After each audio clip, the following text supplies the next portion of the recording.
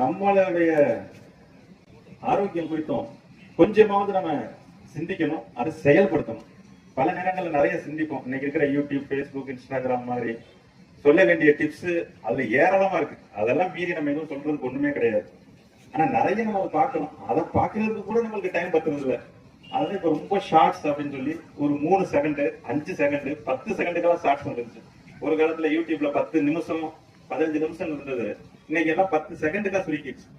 அது என்ன காரணம் அப்படின்னாக்க, அது நம்மளுடைய வாழ்க்கை இப்ப ரொம்ப அவசரமான வாழ்க்கையா மாறிக்கிட்டே இருக்குது.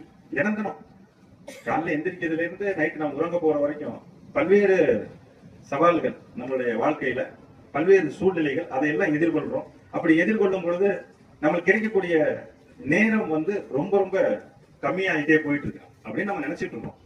அதனாலதான் இப்ப ஷார்ட்ஸ் அப்படிங்கிறது மாதிரி நிறைய விஷயங்கள் நம்மளுக்கு சோசியல் மீடியா மூலமா வந்துட்டே இருக்கு.